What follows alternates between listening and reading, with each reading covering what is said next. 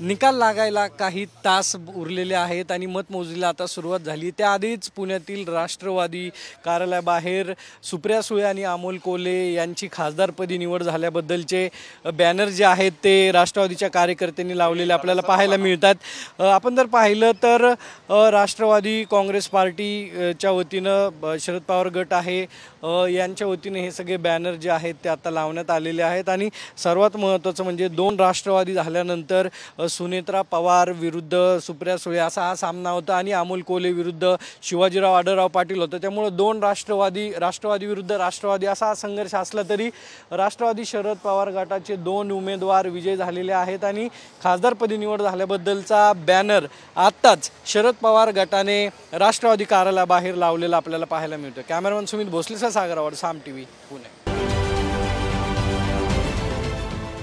देश विदेशातील प्रत्येक घडामोडींचे लाईव्ह अपडेट मिळवण्यासाठी आता साम टीव्हीच्या सर्व सोशल मीडिया प्लॅटफॉर्मला लाईक, फॉलो आणि सबस्क्राइब करा।